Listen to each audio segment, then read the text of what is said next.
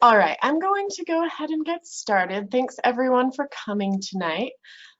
This is the NAFCC application webinar. It's part 2 in our accreditation series that rotates every 2 months. My name is Alicia Platt. I'm the Accreditation Operations Manager, and I'll be presenting this for you tonight.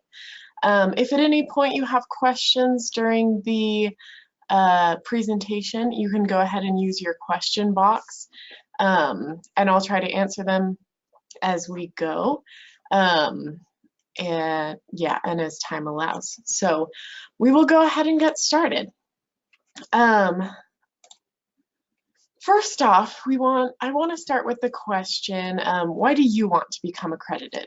So whether you're attending this webinar as a candidate in process working on your self-study, if you're a previously or currently accredited provider looking to re-accredit, or as someone who's just interested and hasn't started the process, take a moment to think about and write down why accreditation is interesting or intriguing to you. And you can write it down on your response, either on your phone, a piece of paper, and then you can refer back to that. So I'll give you a moment just to do that. Why do you want to become accredited? Why is it important to you?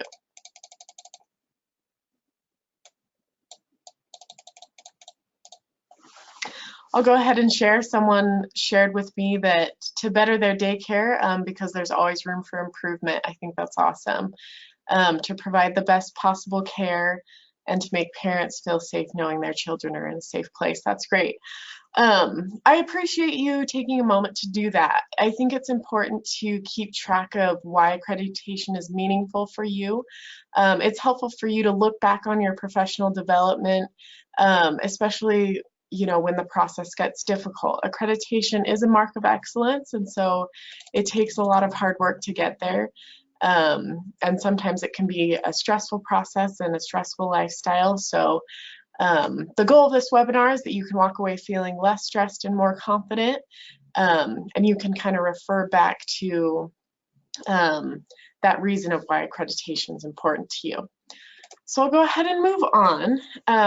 We'll go step by step through the NAFCC accreditation application tonight, but first we'll start off with a brief review of the whole process of accreditation so you know where the application lies in the process. So NAFCC's accreditation is designed to be a continuum of professional development. It's designed to support your efforts in being accredited, as an everyday thing rather than just getting a certificate and being done with it. So first off, with accreditation, we have the self-study enrollment process. So during self-study, providers evaluate themselves and their programs using the quality standards, and then they make those quality improvements and gather the documentation that they need. The next step is the application. So when candidates feel that they've reached their professional development goals and that they're ready, they commit to completing accreditation and submit the application. At that point, NAFCC will go through the documentation to assess their eligibility, and then we'll get to the observation phase. So NAFCC observers conduct on-site observations of candidates and their programs.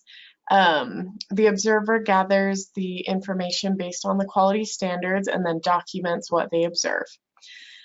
After that is the decision phase. So we have our scoring specialists who review documentation from the observer as well as the provider and from data from the parent surveys. We then use that information to determine the candidate's accreditation status. And at that point, if you've passed the observation phase, you become accredited for a period of 3 years. Next, we have the update phase. So this is partway through your accreditation.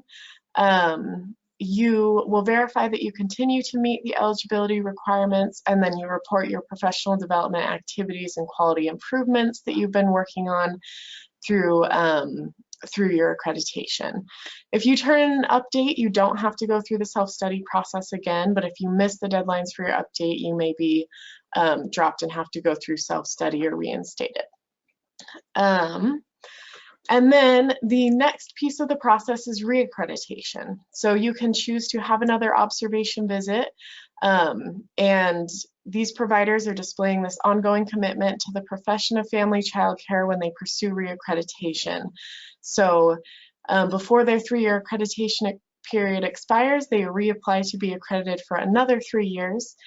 And those who maintain their status as long as they're providing care are really validating that high quality care is important in their communities, it's important to families and children, and it's a legitimate care option.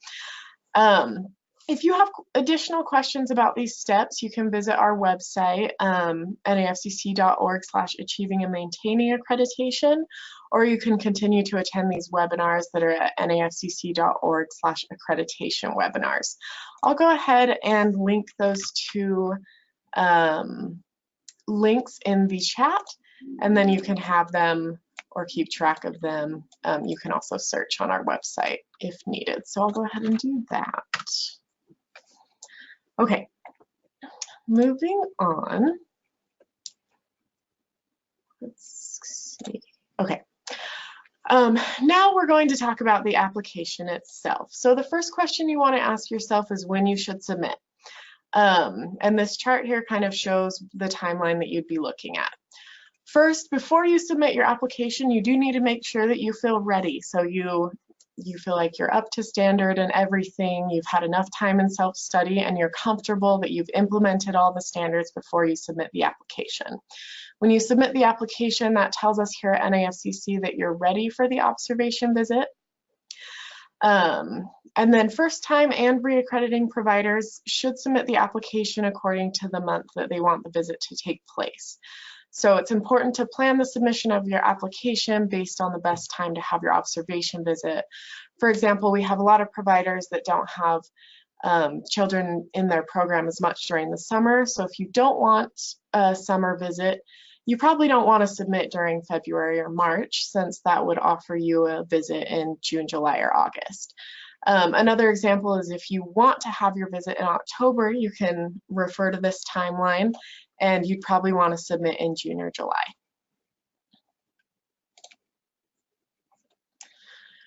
Moving on. Here's our suggestion for the submission of your reaccreditation application. Make sure that you plan to have your observation visit before your previous accreditation expires. This is for reaccrediting providers. So we have a lot of providers that use their expiration date as the day they are going to submit their application, and then they end up having problems with state funding or their QRIS because their accreditation is technically expired and they're no longer accredited until they get another observation and another decision can be made. NAFCC can't extend your accreditation beyond that 3-year date, so it's important to jump on that ahead of time. We recommend 5 or 6 months in advance. An example would be is if you have accreditation that expires in July of 2020, you probably don't want to submit later than February, so you can have your observation done in May or June, and then you'll have time to breathe and relax while we're making the decision. It will take usually 4 to 6 weeks to get your score after the observation visit. So that is our recommendation to re-accrediting providers. All right, and now for the rest of the webinar tonight, we're just going to go through the application and the specific requirements. We'll go through each page together, and if at any point you have questions, again, you can feel free to submit them and I can answer them as much as I can. We do have a lot to get through, but I will do the best I can with looking through your questions. So I do have one question. They're asking, why is it so long after the accreditation is completed? Are you referring to how long it takes to score them or how long it takes to get the visit scheduled? Okay, so she was asking about why it takes so long for the results. The main reason is that we don't have, we have scoring specialists that are experts in the field, but they are not full-time staff, they're contractors. And so working through the queue, that's kind of the timeline that we have set up, is the 4 to 6 weeks is where we're at this point. So good question, thank you. Moving on, we will head into this first page of the application. So you'll see right here at the top of the application, we note that to apply for accreditation, providers must have enrolled in self-study or be re-accrediting providers that have completed their first and second updates. And then in this description here, you do want to remember that by submitting your application, this means you're ready to be observed. And we also are expecting your application to be complete. So if you submit an incomplete packet, you understand that there might be delays or additional fees. Okay, next we'll jump into the eligibility criteria. If you ever aren't sure that you're eligible for re-accreditation, this is the part of the application that lays out all the information you need.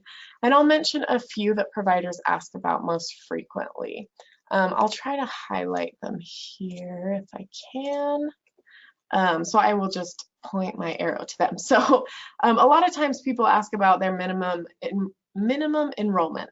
So we need to have at least 3 children enrolled and at least 1 must be reside outside your home, so not be one of your own children or if you have foster children or anything. The next that people ask about is that you do need to be the primary caregiver, so that means you're spending 80% of the operating hours actively involved with the children, and then if you do have a co-provider, you do need to spend at least 60% of the time actively involved with the children. And then the other one that we get questions on a lot is meeting the highest level of regulation to operate a family child care program by the authorized regulatory body. That just means if in your state you could get a family child care certificate or you could get a family child care license.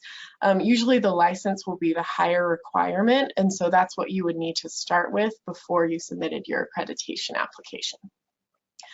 All right, next, further down, we have the application requirements. So the application requirements include all your paperwork, fees, training hours, and then we need CPR, First Aid, health, and TB for any provider and assistance.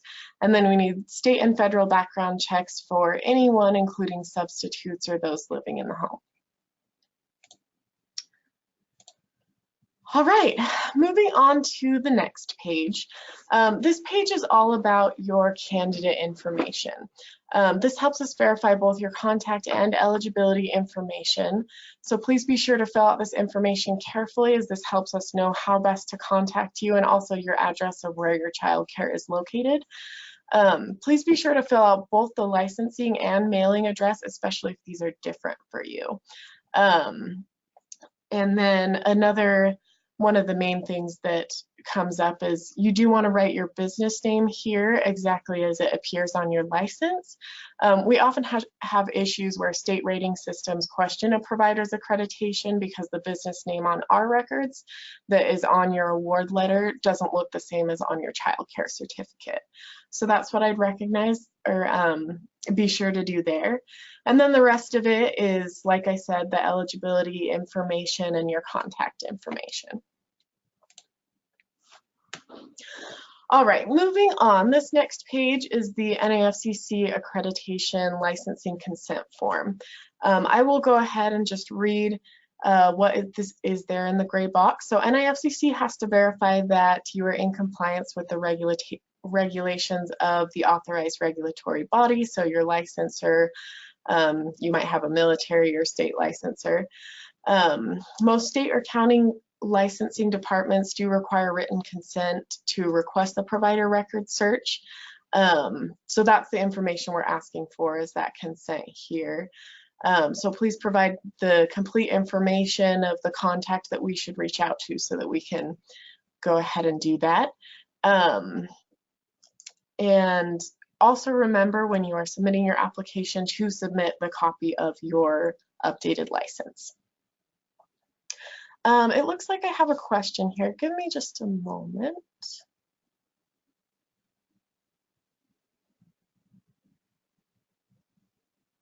Okay, it looks like something I will reach out to you after. If you could you leave your contact information there? She's just asking about some of the logistics of getting a self-study, so I can look into that after for you. If you could just leave your email, that'd be great. And then I do have one other question. She asked, what if your business name is not on your licenses? Then it's not a huge issue. Your business name, if you want it to be on NAFCC's records, then you can send it to us. If you don't send us a business name, we just usually put your business name as so-and-so's program, just so we have something on file for you. But yeah, it's not a big deal if you don't need it for your state. Okay, moving on to this next page. This is where you will note the other adults living in the home, assistants, and substitutes. So if you're unsure about what those roles mean, go ahead and review the quality standards. So it's 5.3 to 5.42 is where those are located. And then, you know, it's pretty straightforward. You'll just put their information here, and we just need to have that information to know their eligibility, and so the observer knows what to expect. All right, moving on to this next page. This is the page about whether or not you have a co-provider. So a co-provider is someone who's becoming accredited with you. And as we saw on the first page, that means that you're both spending at least 60% of the time actively engaged in the program. They do need to meet all the same requirements as any accrediting provider, so they're licensed as well or included on the license, and they've completed all of the training hours as well.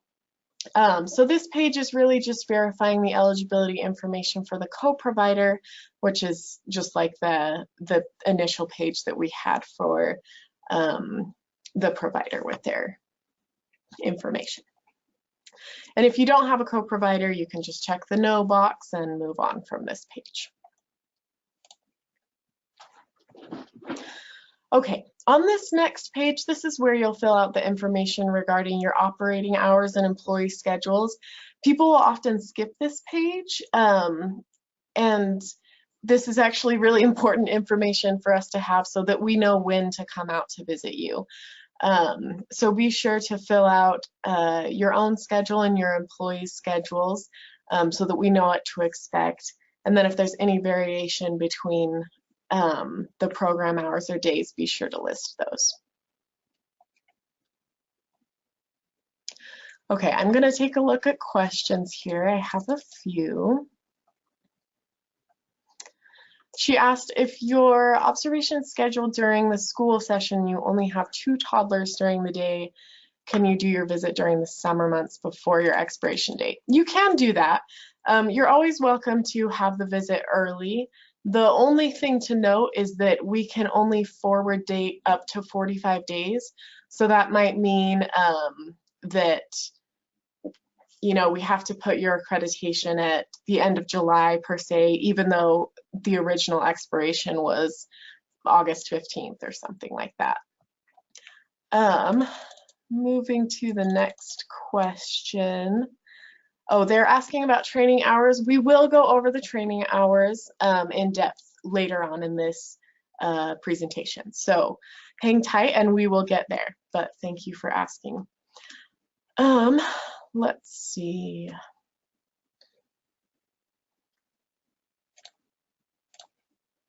Okay, moving to this next page. So this concerns anyone that are regularly in the home but might not interact with the program, such as family members, and they also might be specialists that interact with the program. So if a speech therapist or something is coming in, this is also information that our observer wants to have so we know what to expect. Moving on to this next page, this is just any additional information you think we need to know.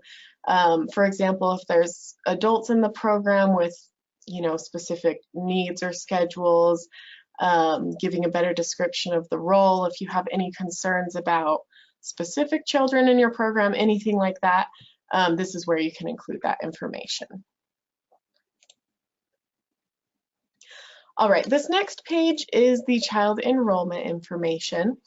Remember to include the children's birthday and the days and hours they can attend the program so that we can select a day with the majority of the children in attendance and the majority of different age groups. If this changes between the time you submit your application and when you receive your observation visit, then please be sure to update NAFCC because we do need to have it accurate for the observer that goes out.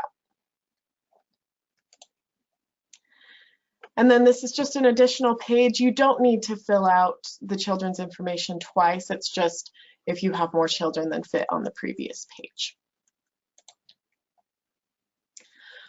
All right, and moving on to this next page that's titled Information for the Observer. This is just information that will help the observer know what to expect. There's space to mention if you live on a military base or a gated community with special access instructions, if there's special parking considerations or directions, or if they might struggle finding your home using GPS, this is a good place to list those instructions on there. And I do have another question. Let's see. She's asking about having drop-ins and fluctuating schedules. We have this happen from time to time because a lot of family child care providers, especially if you're working with military families, will have, you know, those drop-ins. If we can at least observe, if we can at least have 2 or 3 for the observation visit, then we're usually able to move forward, even if you do have many more than that enrolled. But if you have specific concerns, we'll address those when we give you a call. So once your application's done, we give you a call about your observation visit, and we can address any of those additional concerns. I would definitely write that probably in your child enrollment that on their on the column for their hours, you'll probably want to put that they fluctuate, and so we'll work with you to find the best day.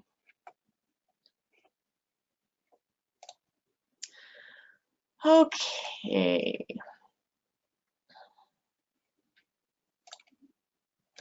All right. And then on this page, this is just important information that you're agreeing to by submitting the application. So you're agreeing to the requirements of fees, agreeing to have your information in the accredited provider search that we have. And in this certification, you're also agreeing to follow the NACCC or NAEYC Code of Ethical Conduct, which NAFCC adopted. And I'll cover that a little bit on the next slide. So this is the NACCC Code of Ethical Conduct. This isn't included in the application, but it can be found on their website or by just Googling the NACCC Code of Ethical Conduct. It just talks about being ethical and respectful in your interactions and practices with the parents, agencies, organizations, businesses you work with, and then of course and especially with the children in your care. So that's something that like I said, NAFCC has adopted. It's an important thing that we want to have our providers being in accordance with. Okay, and then I have someone commenting there is a new one out as of this year. Oh, that's awesome. We'll have to get an updated version linked on our website as well. Thank you so much. Okay, and then this last page, you don't have to fill out this page as it's a survey for research purposes, but we do really appreciate it because it does help us make decisions about NAFCC's processes and information about how we can better serve you. So you can go ahead and fill out that research information. Sorry, just checking questions here again real quick. And it looks like we're set. Okay. On this page is where you will put your payment information. If you choose not to write down your credit card, I know I don't really like writing down my card information, you can always either send a check or call our office and just make the payment over the phone. and we can get it processed and send you a receipt right then. So that is all I wanted to say for that one. And then reminder that if you are submitting an application 1 to 60 days late, so if it's not your first accreditation but your accreditation is expiring and you're a re-accrediting provider, the $50 late fee will be charged, and it is not an extension of your accreditation. So like I said before, we can extend your process, but your accreditation will not go beyond those 3 years. And then we will assess the $100 late fee for any submission 61 days to 6 months late. When you pay this fee, we will happily help you with your accreditation, but again, remember that you'll still be expired. And if you are in this position, we can consider you a provider in good standing, but are technically not accredited until we can go out and observe you. I have a few questions. Let me go through. She's asking if someone's paid on behalf of you, you can always contact our office. We will be able to see whether or not they've paid for you. So if you ever have questions about that, then we're happy to do that. If we're not seeing it come through, then we usually ask you to reach out to your state or union or whoever is helping you. And then someone asked, what happens if the annual update is not completed on time? That is similar. So there is the $50 late fee as well for that, and we reinstate your accreditation at that point. So your accreditation is considered kind of suspended or dropped until we get the update from you. Okay, any other questions at this moment? We're about halfway through.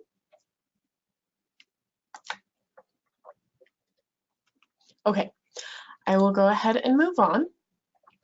Now that we've covered all of the pages of the application, we'll go back to page 1 and go through our application requirements. So we'll go over, like I said, the training hours and the requirements for health, TB, CPR First Aid, everything like that. Okay, this is an example of the Family Child Care Health Assessment that we want. One of the requirements is that you do have a current health and TB form.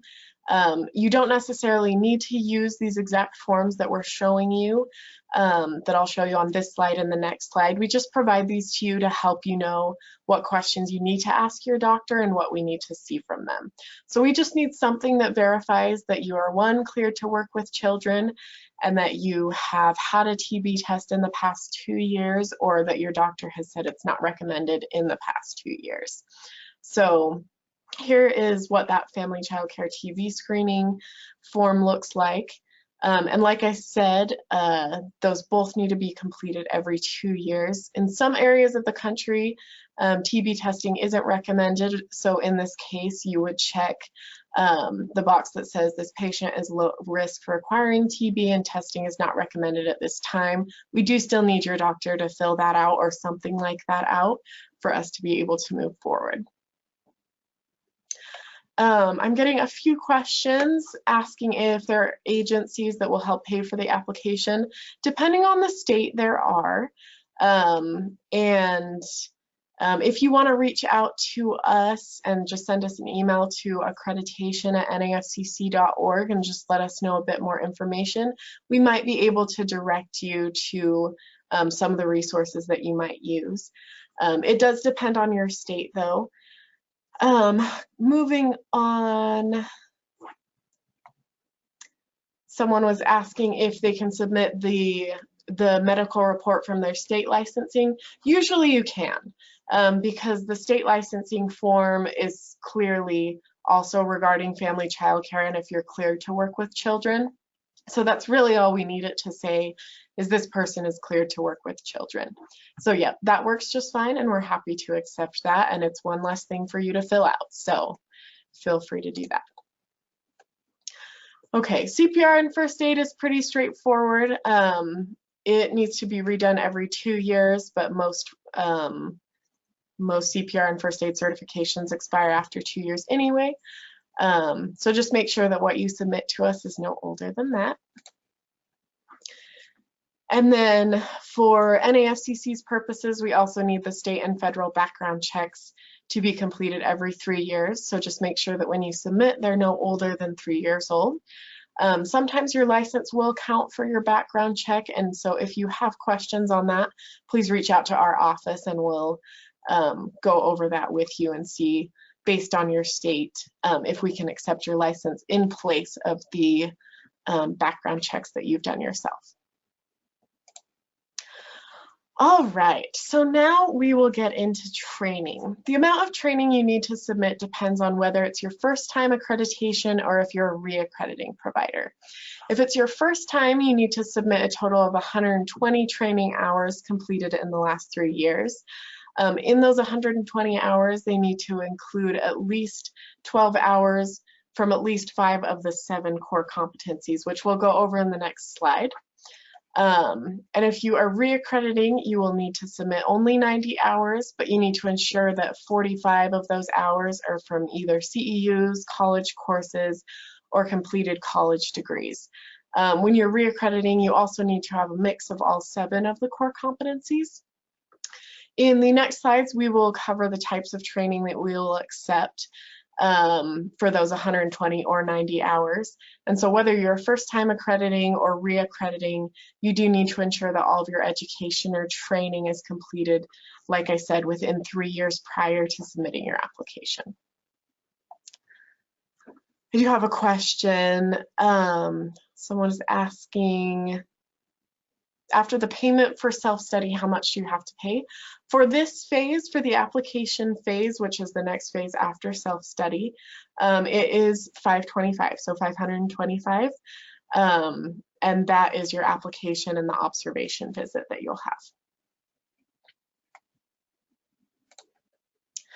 Okay, for first time accrediting, in your 120 hours, as we talked about, you need to include, like I said, 12 hours of at least 5 of the core competencies.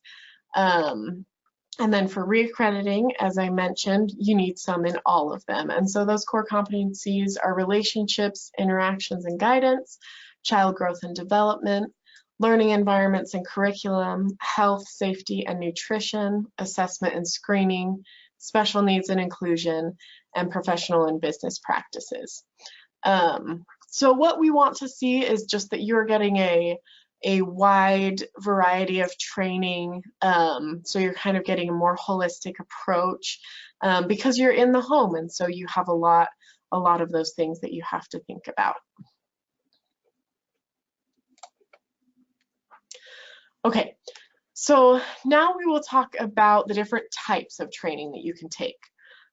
So for trainings that are 2 hours long or shorter, you can submit up to 28 hours, but no more than that. So we do have that limit so that people are making sure to take trainings that really get into the meat of the topic or that are part of a series. And so, for example, if you took an hour workshop about nutrition from your state and they gave you a certificate, we can accept that towards the 120 or the 90 training hours, but you just need to make sure that you don't do more than 28 hours in that category. The next category is trainings that are taught by you. Oh, sorry, excuse me, I was jumping ahead. Trainings that are more than 2 hours. So just like the last, if you take a class that is over 2 hours and receive a certificate or some proof of attendance, you can use that towards your 120 hours or towards the 90 training hours for accreditation. And then I'm looking at questions, comments here. Okay, someone was asking how they show that the trainings they've taken are broken out into the different areas. I can't remember if we added it to this slideshow, but I'll make sure we add it in the future if not.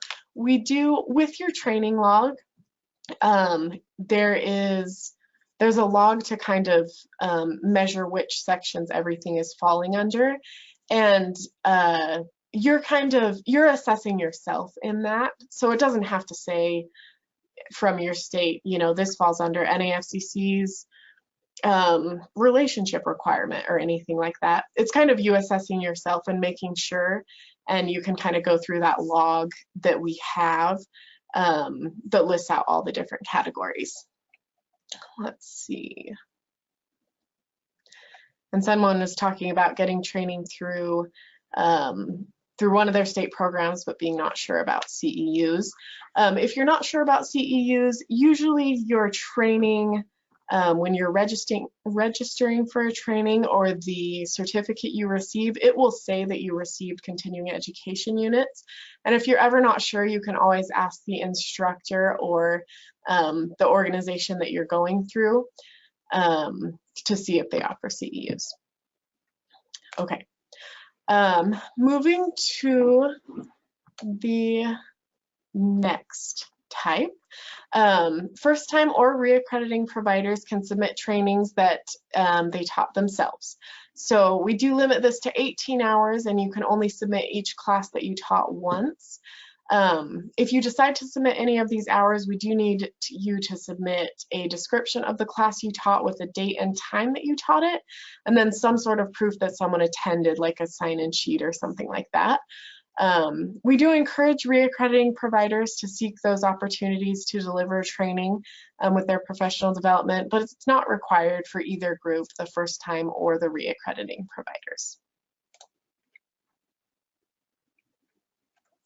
Okay, someone asked a question, what if you take an online training that equals to 8 hours, but each session is only 1 hour?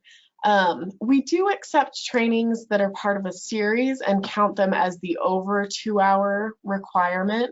So if it's part of a series where all of them have to do with the same topic, then we could take that. If they're not part of a series, those 8 hours would just count towards the 28 hours that we were talking about previously that have that limit. Let's see. Someone's asking about what if you don't receive certificates anymore? We just need some sort of proof of the training. So a lot of states will have like a registry, and so we can accept that official registry or that transcript of training hours that you've done. It doesn't have to be the certificate itself. We just need some sort of official registry, something like that, to be able to see those training hours. Someone's asking specifically about openinitiative.org. I haven't worked with them previously, but I imagine that you know, we might be able to. So if you're in the phase of submitting your documentation and are not sure regarding that openinitiative.org, please send us an email and we can take a look at that. The next question I have, they asked if I put my application in October 2019, would all of my workshops I took starting the 1st of 2017 be included? Yep, so we take all the training that you've completed 3 years prior to submitting your application. So if you submitted in October of 2019, I could accept all of your training from October 2016 and onward.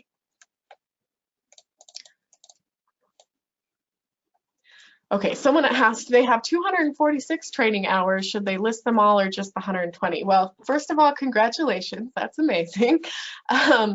But you don't need to send us all of those. It's okay if you send a little more than the 120, but we will just stop counting at one point if you send more. And then someone's asking if transcripts need to be directly mailed to us to count. They don't, and we don't need an official transcript either, so please don't spend money getting official transcripts. We can accept, you know, something that was sent to you and then scanned over to us, because they'll usually have a watermark of some sort anyway. Someone's asking about Aspire. I'm not familiar with Aspire, but we might accept it. Is it just an online training platform?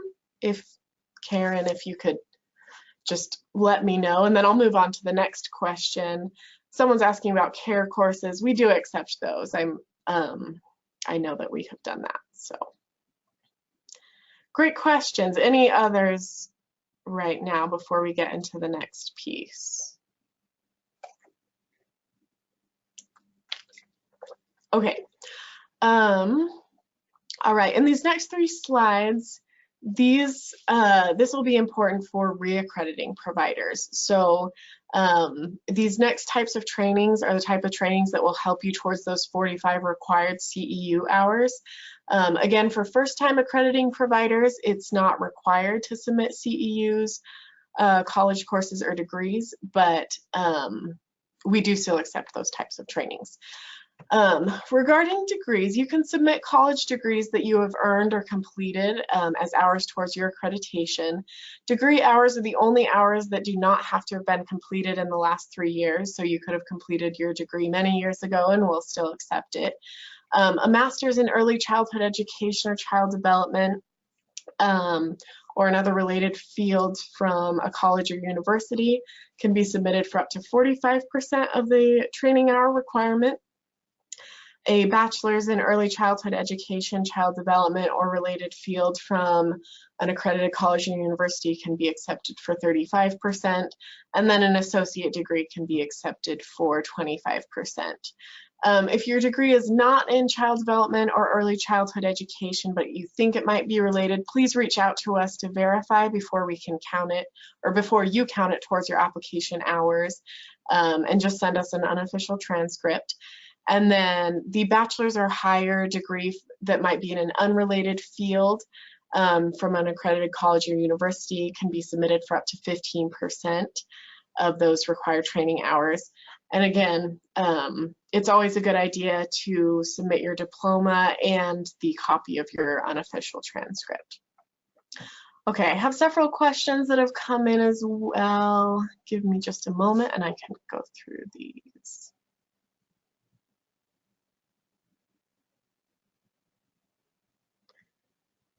Okay, Karen was following up regarding Aspire. She says it's where classes are placed on the site along with certificates. I imagine we could accept that, but I would check. You can send us an email with like the electronic version of what you see and we can let you know if we'll accept or not. Someone's asking about online webinars. We are happy to accept those. And kind of recommend a mix of taking online and in-person trainings. And sometimes it's convenient that you can do online as well. So yes, we're happy to accept that. And then I think Alexis may have submitted this question before we'd gotten into this slide, but she was asking if you can submit a copy of the degree. Yes, it doesn't have to be an exact, the official diploma or transcript. And then someone's asking if I use an associate degree for hours for the initial application, can it still also be counted for an update?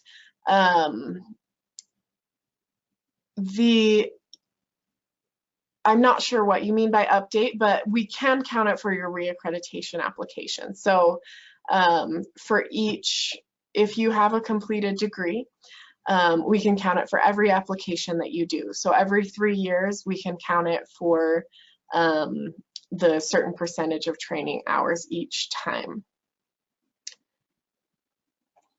Let's see, and then I have another question. Tambra says, I received my master's this last December 2018 and was taking courses over the last 2 years. Do I count the classes or do I count the degree? I would count the classes because they count for more, and we'll jump into that on the next slide. We're not able to double count them, but I would definitely count the classes because those that you've taken in the last 3 years do count for more than a completed degree. Okay, perfect. All right, so next we'll talk about CEUs, college courses. That you can take for training hours. Like I mentioned, these have to be courses that you've taken in the last 3 years, and each unit taken in a semester course is worth 15 hours. So for example, if you do a 3-unit class or a 3-credit class, that's taken over a semester-long course, that's 45 of those training hours, and that fulfills that 45 CEU college course requirement for re-accrediting providers. And then if you're taking quarter-long courses, each unit is worth 10 hours. So be sure to submit a copy of your transcript whenever you want to have these hours counted. And then Tambra asked again, but the completed degree would count for the next time you reaccredit. Yes, that is correct. So this time I would count it for the hours, but then next time, because the degree is completed, we can count it, and we no longer can count the hours because they, or sorry, the college course, because it was more than 3 years ago. And then someone asked, every time I do reaccreditation, so yes, every 3 years, you can use your early childhood education degree over and over for the CEU hours. Yes, you understood that correctly. And so, you know, that's a great benefit if you do have that. Even the associate degree does count for quite a bit. So, yeah, that's a great thing to have. Okay. And then talking about CEUs themselves, that CEU stands for Continuing Education Unit. And the reason we start requiring these courses is that means this class has been accredited, it's taught by an accredited institution or by an accredited or certified individual. So usually it's a university that has kind of vetted a person or an institution and verifies that the training is a quality training.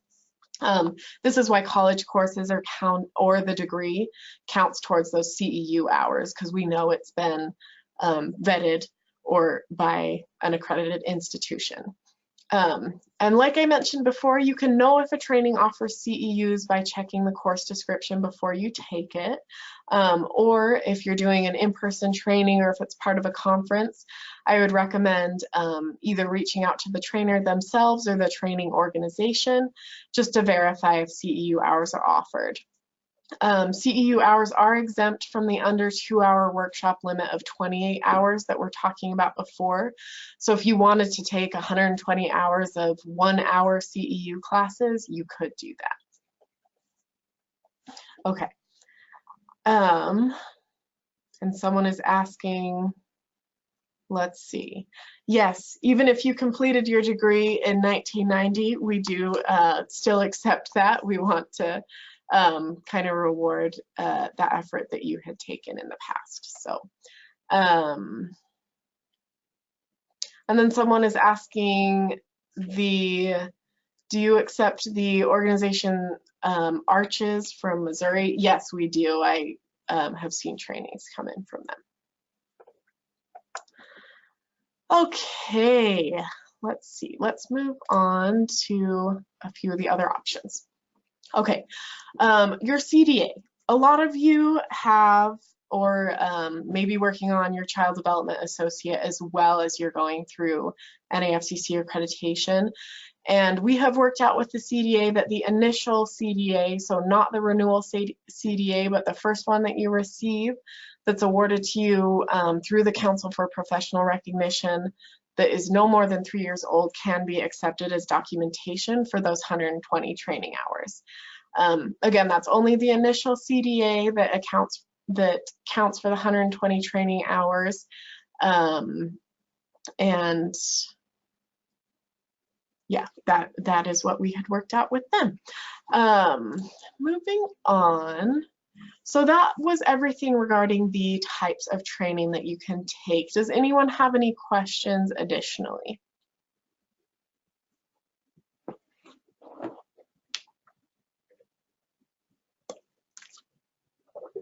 Okay, we will move on. So here is our NAFCC accreditation training record. When you submit your trainings with your application, you'll want to record them on a training sheet that looks like this or very similar. You'll want to order the training by date, write down the title of the training, and then include the number of hours you received in the appropriate column. So that will help you keep track of what I'm doing counts towards CEUs. Am I doing enough that are more than 2 hours or part of a series? Am I doing too many that are less than 2 hours? Things like that. You will then attach the certificates or the transcript like I was talking about. If you have like an online professional development registry for your state, something like that, attach those certificates or that transcript or registry with your training record. If you don't submit a certificate or a transcript as proof of the trainings that you're writing down on here, we won't count the hours. Additionally, if you don't submit a training record with your application, that might also slow down your process. We might ask you to go back and submit one, just so we can count those hours. But we do look at everything, so be sure to include as much detail as you can, include the training record, and then of course your verification that you went to the training hours, or sorry, to the trainings themselves. I have one question. They asked you list both CEU and hours or just one or the other.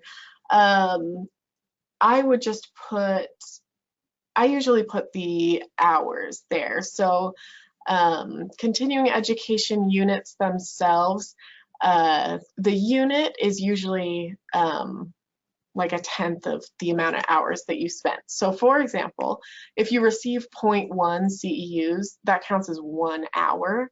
So I would put the 1 in the continuing education units column so that you know if you're a re-accrediting provider, that will add up to the 45. Let's see, I think those were all the questions for this moment. So here's an example. And this may help you a little bit. So you can see how hours are counted in the different categories, and then you have the running total on the right-hand side.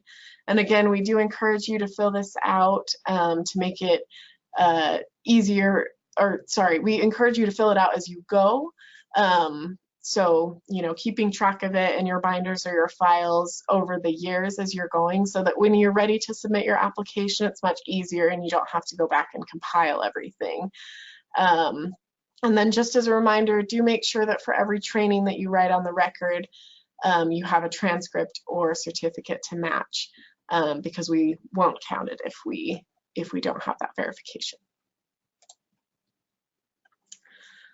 Okay, when you are almost ready to submit your application, then I recommend you go back to the first page and just double check that you've checked all the boxes. So you've filled out every page of the application, you've submitted the fee, you have all the paperwork for everyone, and that you've done your training log and verification. And then if you have, then you are ready to submit. So there's a few different ways that you can go ahead and submit your application. You can do it through the mail to our address, and that will be on the application. You can also scan or email the PDF over to accreditation@nafcc.org, or you can send it to us by fax. And just know if you send an electronic version, it will get to us faster, and it's more secure because we'll have the copy and you'll have the copy. If you send us the physical copy, please be sure to make a copy for yourself, so that if it's lost in the mail or anything like that, you don't have to start over. That happens from time to time, and so we just want to make sure you're keeping a copy of everything. Let me look. I have a few questions. Okay. Cynthia asked, if you're using online webinars, what do you use to show as proof that you completed them? A lot of online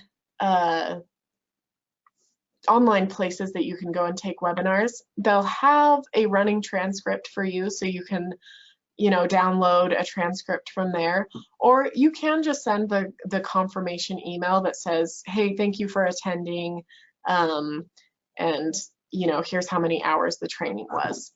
So if they don't send you a certificate officially, some sort of confirmation email that you attended, or like I said, a lot of those online places where you can take training will keep a training log for you that you can submit.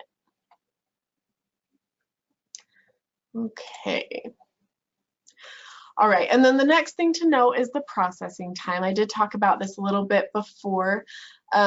We run about, once we receive your application, it's about 3 to 5 weeks that we go through processing it and reach out to you should anything be missing, just with the way that our queue and our staff work. And remember that that 3 to 5 weeks is contingent upon a complete application. So if everything is done and we have all the documentation, within 3 to 5 weeks of receiving your application, we should be scheduling your observation visit.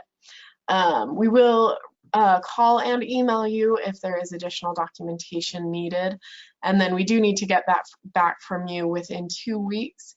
If it's much beyond that, we do have to start charging late fees again for any documentation that didn't come through, because one of the things that you do agree to when submitting the application is that you're submitting a complete application.